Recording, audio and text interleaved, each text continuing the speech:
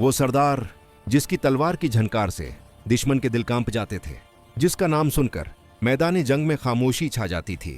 वो सिर्फ एक जंगजू नहीं था, वो इस्लाम का मुहाफिज था, मुसलमानों का सहारा था। वो हर इस मैदान में उतरा जहां दीन इस्लाम को खतरा था, जहां हक को बातिल से टकराना था। लेकिन याद रखो, मौत कभी तलवार से नहीं आती, मौत हमेशा अल्लाह के हुक्म से आती है।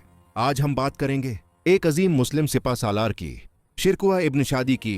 वो सुल्तान सलाहुद्दीन अयूबी के चचा थे और मिस्र के अजीम मुस्लिम वजीर। शिरकुआ एक कर्द मुस्लिम खानदान से ताल्लुक रखते थे। इनका नसब गैरत, ईमान और बहादुरी से जुड़ा हुआ था।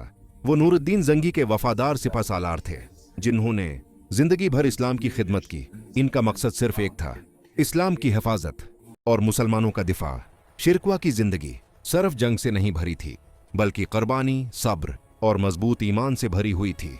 वो सिर्फ तलवार के माहिर नहीं थे, वो दिलों को जोड़ने वाले एक रहनुमा भी थे।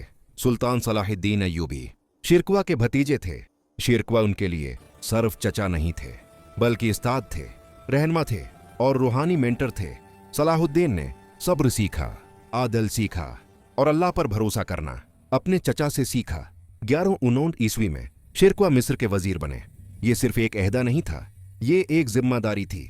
उन्होंने फातमी फितने का खात्मा किया और इस्लाम को मिस्र में मजबूत बुनियादें दें। इनका हुकूमती अंदाज अदल और डिसिप्लिन पर मबनी था।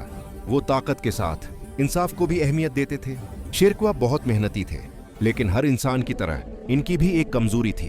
वो भारी खाना ज्यादा मिकदार में खाया करते थे। वक्त के साथ उसका असर इनकी सेहत पर पड़ने लगा। एक दिन शिरकुआ ने गैर मामूली तौर पर बहुत ज्यादा भारी खाना खाया।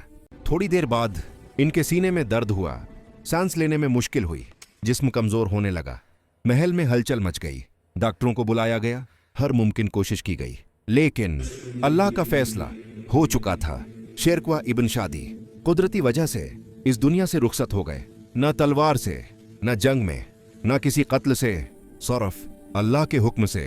जब ये खबर सलाहुद्दीन अयूबी तक पहुंची तो वो टूट गए।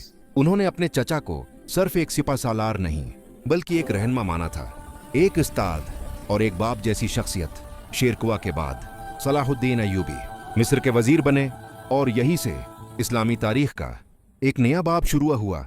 यहीं से सलाहुद्दीन अयूबी का अजीम सफर शुरू हुआ। ये वाक़या हमें एक बहुत बड़ा सबक देता है कि जिंदगी अल्लाह के हाथ में है। ताकत हमेशा नहीं रहती, फौज हमेशा साथ नहीं चलती, तैग हमेशा सर पर नहीं रहता, लेकिन ईमान और अच्छे अमाल हमेशा इंसान के साथ जाते हैं। न फौज, न खजाना, न सल्तनत, सिर्फ अमल। शिरकुआ इब्न शादी इस्लाम के सिपाही थे और मुसलमानों के रहनुमा। इनकी जिंदगी हमें ये सिखाती है कि सब्र, ईमान और कुर्बानी ही असल कामयाबी है।